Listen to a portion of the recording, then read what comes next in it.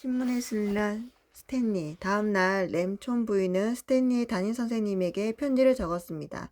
그런 다음 그것을 풍선줄에 단단히 매달아 스탠리가 선생님에게 편지를 전할 수 있도록 했습니다. 편지에는 이렇게 쓰여 있었습니다. 벤칠리 선생님께 스탠리가 뜻밖에도 투명인간이 되었답니다. 이 풍선은 스탠리가 어디쯤에 있는지 파악하는데 매우 쓸모가 있을 것입니다. 해리엇 램촌 올림. 벤칠리 선생님이 반 아이들에게 말했습니다. 스탠리가 있다고 생각되는 곳을 너무 빤히 쳐다보지 마세요. 스탠리의 상태에 대해서도 수근거리지 말고요. 하지만 스탠리에 대한 소문은 온 도시에 퍼졌고 급기야 신문사 기자까지 학교로 찾아왔습니다. 다음 날 아침 스탠리에 대한 기사가 신문에 대문짝만하게 실렸습니다. 미소를 짓고 있는 학생.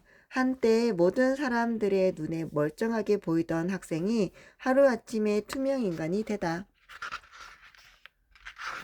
신문에 두 장의 사진이 실렸는데 사진 밑에는 이전과 이후라고 쓰여 있었습니다.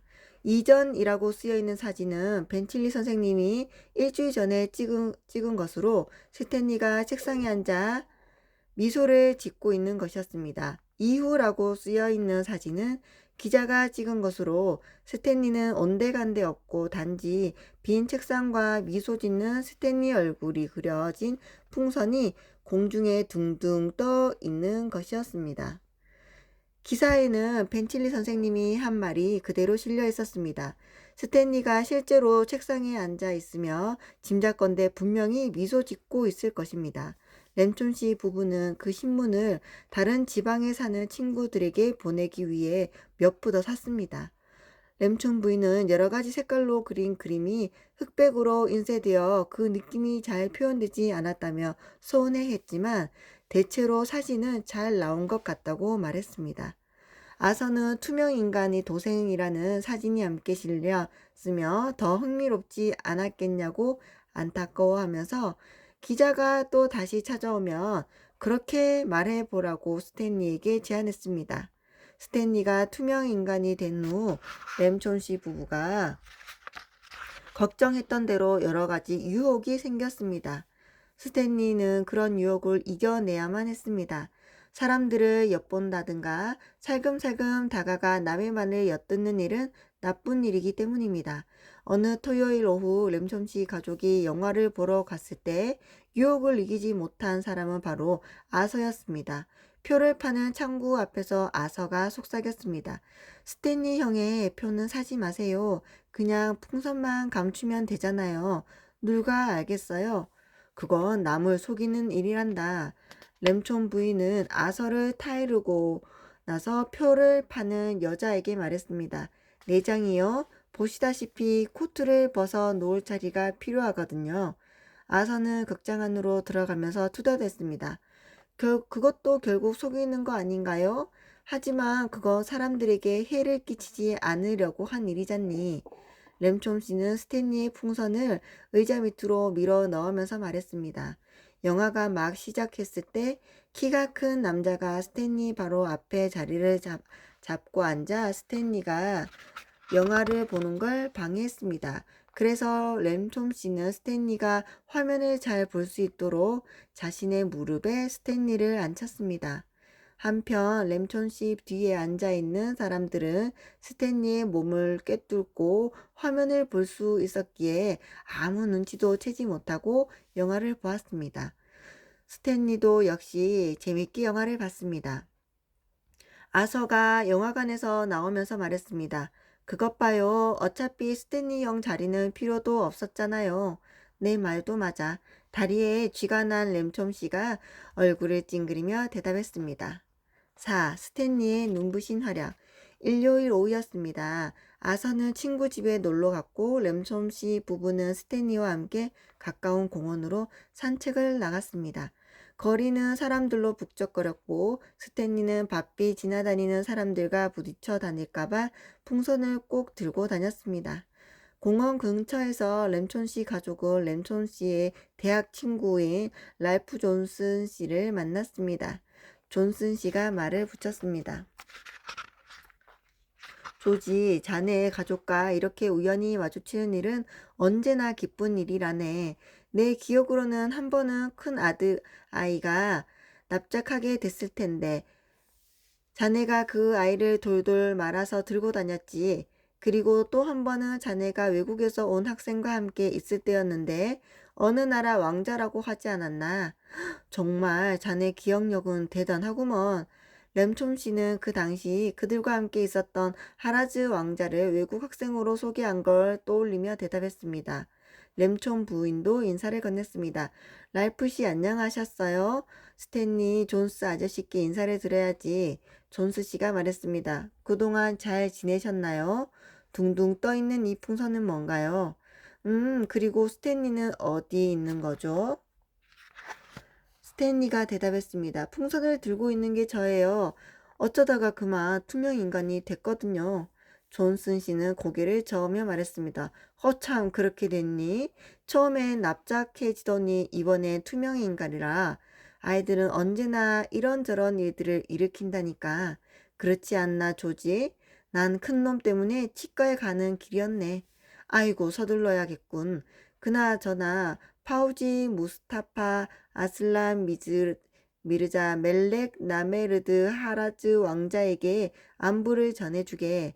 그 이름이 맞는지 모르겠구먼. 존슨 씨가 자리를 뜨자 램촌 부인이 말했습니다. 정말 기억력이 대단한 분이세요. 램촌 씨 부부는 공원 광장 옆에서 앉아서 쉴 만한 벤치를 발견했습니다.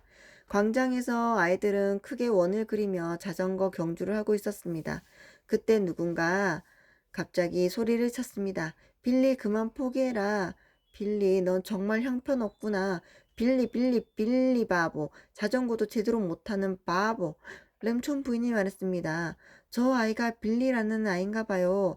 다른 아이들보다 한참 뒤처져 있는 저 자그마한 아이 말이에요. 오, 저런 정말 뒤뚱뒤뚱 거리네요. 꼭 옆으로 쓰러질 것 같아요. 스탠리는 문득 자전거를 처음 타던 날이 생각났습니다. 자기가 넘어지지 않도록 자전거를 잡아주던 아빠의 모습이 떠올랐습니다. 불쌍한 빌리, 그래, 내가 도와줘야겠다. 스탠리는 그렇게 마음을 먹고 벤치에 풍선을 묶었습니다. 빌리가 한 바퀴 돌아 다시 스탠리 가족 곁으로 왔을 때 스탠리는 광장으로 쏜살같이 뛰어나갔습니다. 그런 다음 뒤뚱거리던 자전거를 뒤에서 잡고 쌩쌩 달리기 시작했습니다. 빌리는 갑자기 자전거가 속도를 내자 놀라서 소리쳤습니다. 스탠리는 자전거를 꼭 잡고 더 빨리 달렸습니다. 자전거의 페달은 정신없이 아래 위로 움직였고 자전거의 바퀴는 점점 더 빨리 돌아갔습니다. 빌리가 소리쳤습니다. 야호! 스탠리는 있는 힘껏 달렸습니다. 빌리는 어느새 앞서가던 아이들 하나 둘 차례대로 따라잡았습니다. 빌리가 자전거를 타고 있던 다른 아이들을 모두 제치게 되자 스탠리는 숨을 거치게 몰아쉬면서 자전거를 잡고 있던 손을 놓았습니다. 야호! 빌리는 그렇게 소리치며 혼자의 힘으로 광장을 한 바퀴 더 돌았습니다. 다른 아이들이 소리쳤습니다. 빌리 내가 이겼다. 어떻게 그렇게 잘 타게 됐니? 그것도 이렇게 갑자기. 지금까지 우리를 감쪽같이 속였구나. 스탠리는 숨을 돌린 다음 램촌 씨 부부가 앉아있는 벤치로 돌아왔습니다. 램촌 씨 어떻게 된 일인지 잘 알면서도 시치미를 떼고 말했습니다. 스탠리, 내가 못 봐서 정말 안타깝구나. 뒤뚱거리던 저 조그마한 아이가 갑자기 자전거를 얼마나 잘 타게 됐는지 아니? 스탠리도 똑같이 시치미를 떼고 말했습니다. 어머, 그래요? 전 딴 데 보느라고 제대로 못 봤거든요. 램촌 씨는 장난삼아 팔꿈치로 스탠리의 가슴을 살짝 찔렀습니다. 30분쯤 지나자 램촌 부인은 그들이 햇볕에 너무 오랫동안 앉아 있는 것 같아 걱정이 되었습니다. 더욱이 스탠리의 경우 햇볕이 심하게 그을려도 알 수가 있는 방법이 없기 때문에 더욱더 염려스러웠습니다. 바로 그때 한 젊은 남자와 여자아이가 손을 잡고 램촌 씨 가족 앞으로 천천히 걸어오더니 근처에 있는 숲으로 멈춰섰습니다. 램촌 부인이 말했습니다. 저 청년이 바로 필립이에요. 저랑 가장 친한 친구인 호구손 부인의 아들이죠. 아, 저 처녀가 바로 애인인 루시아인가 봐요. 정말 안타까운 일이에요. 저 두 사람은 서로를 사랑하는 사이이고 필립은 정말로 루시아와 결혼하고 싶어 하죠. 그런데 필립이 수줍음을 너무 많이 타는 게 문제예요.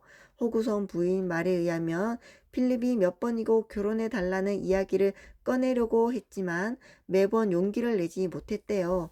그리고 루시아 역시 너무 얌전하고 숫기가 없어서 필립으로부터 결혼해 달라는 말을 이끌어내지 못하고 있나 봐요. 램촌 씨는 수줍음과는 거리가 멀었습니다.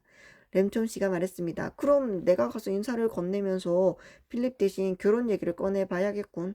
램촌 부인은 고개를 저으면서 말했습니다.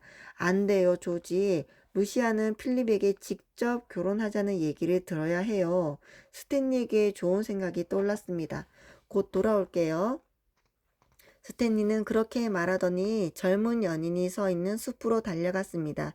그리고는 그들 곁에서 꼼짝하지 않고 조용히 서 있었습니다. 필립이 말을 하고 있었습니다.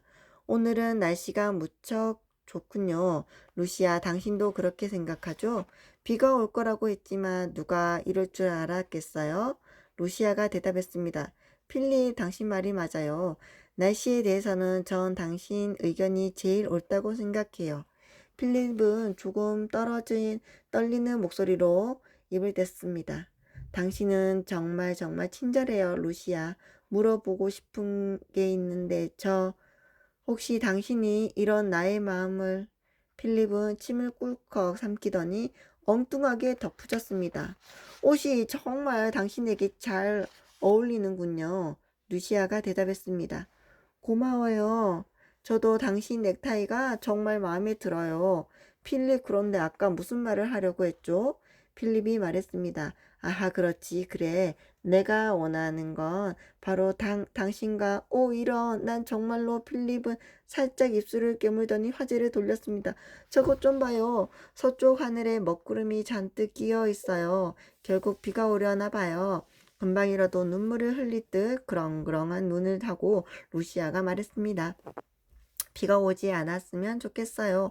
만일 비가 온다면, 옷이 푹 젖을 테니까요. 정말 따분하군요. 스탠리는 마음이 답답했습니다. 대화 내용은 점점 더 따분하게 흘러갔습니다. 필립은 몇 번이고 결혼해 달라는 이야기를 꺼내려고 했지만 날씨라든지 나무 그리고 공원에서 놀고 있는 아이들 얘기로 화제를 돌렸습니다.